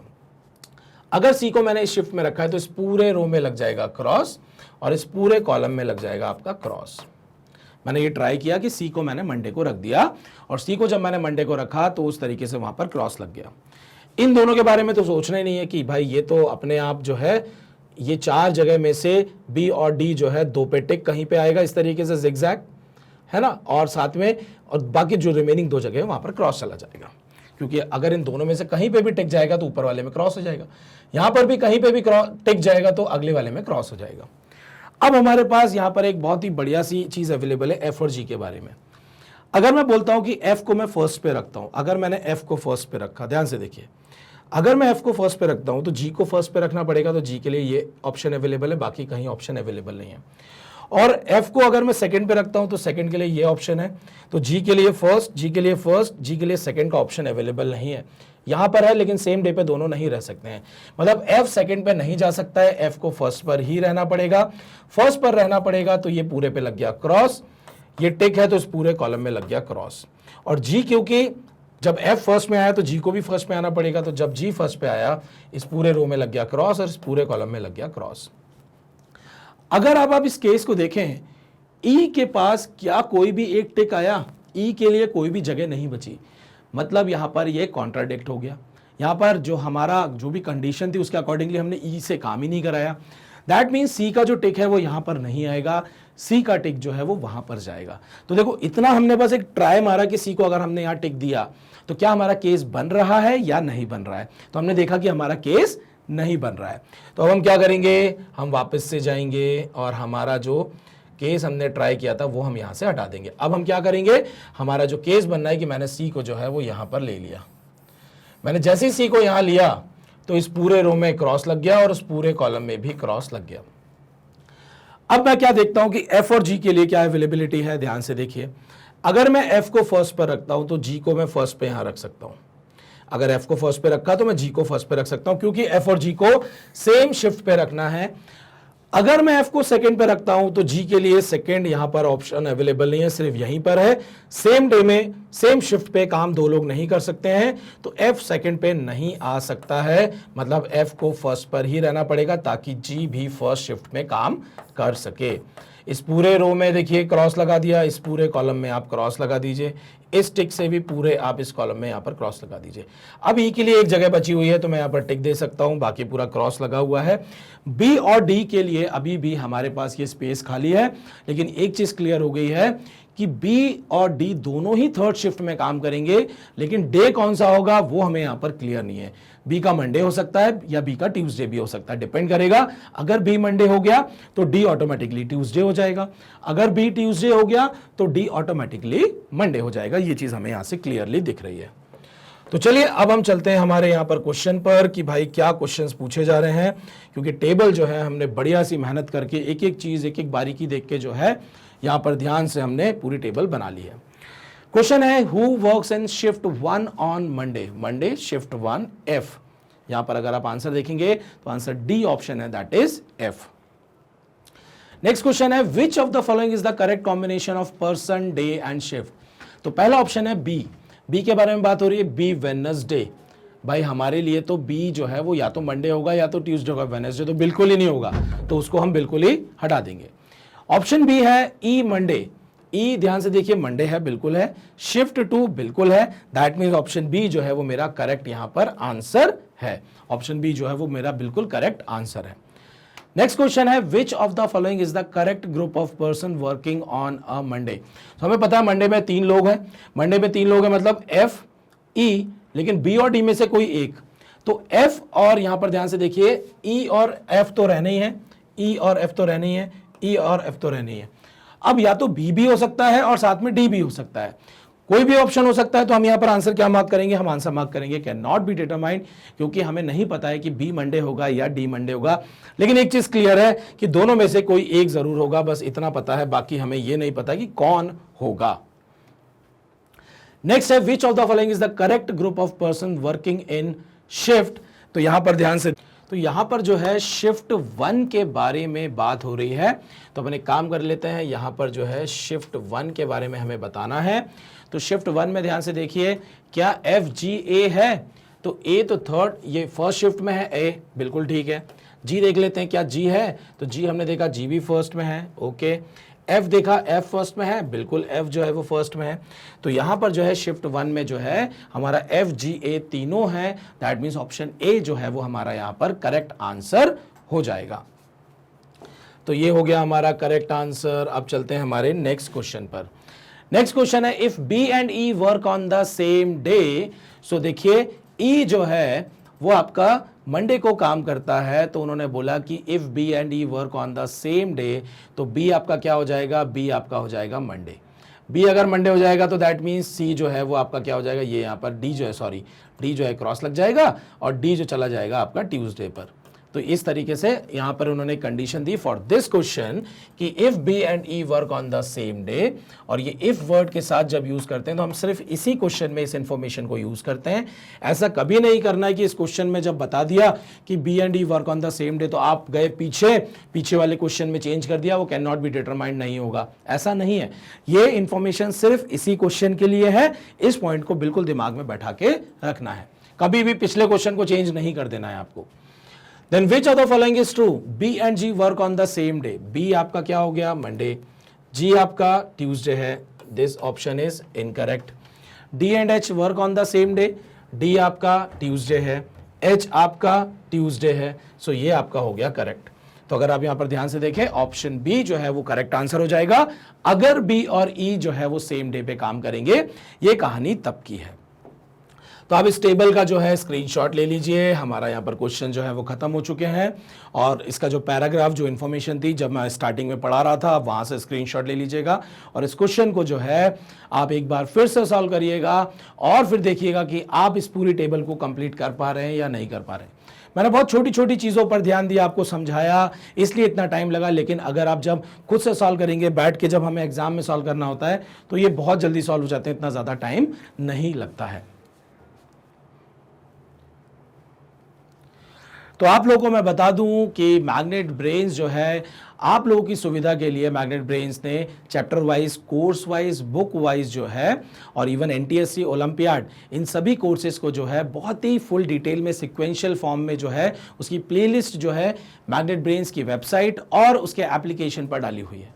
आपको कुछ नहीं करना है, आपको magnetbrains.com पर वेबसाइट पर जाना है, आपको यहाँ पर सारे कोर्सेज देखने को मिल जाएंगे। आप क्लिक करेंगे, आपके सामने प्लेलिस्ट होगी, आप प्लेलिस्ट पर क्लिक करिए, आपके सामने फुल डिटेल में एक विंडो ओपन होगा जिसमें चैप्टर वाइज वीडियो सारे यहाँ पर आपको सिक्वेंशियल फॉर्म में देखने को मिल जाएंगे।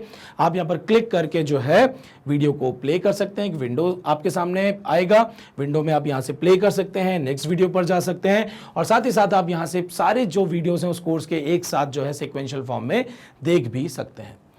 अगर मैं डेली वीडियो शेड्यूल की बात करता हूं तो एवरी मंडे, ट्यूसडे और वेडनेसडे जो है आपके वीडियोस अपलोड किए जाते हैं 10 AM, 1 PM, 4 PM और 7 PM पर। ये डिफरेंट सब्जेक्ट्स हैं। अगर मैं मैथ्स ओलंपियाड की बात करूं तो 1 PM आपको बिल्कुल दिमाग में बैठा के रखना है, याद रखिए 1 PM पर मैथ्स ओलंपियाड के वीडियोस जो है वो अपलोड किए जाते हैं। समय पर वीडियोस देखिए, टाइमली उसको कंप्लीट करिए, पेंडिंग मत छोड़िए। पेंडिंग छोड़ेंगे तो अननेसेसरली आपका काम जो है बहुत सारा इकट्ठा होता चला जाएगा। तो हम लोग आप लोगों के लिए बहुत मेहनत कर रहे हैं, आपके लिए यहाँ पर पूरा कोर्स 100% फ्री अवेलेबल है। आपको सिर्फ पढ़ाई करनी है, मेहनत करनी है और उसके साथ साथ एक छोटा सा काम, आप वीडियो को लाइक जरूर करें, चैनल को सब्सक्राइब और साथ ही साथ अपने फ्रेंड्स और रिलेटिव्स के साथ शेयर जरूर करें। Thank you very much.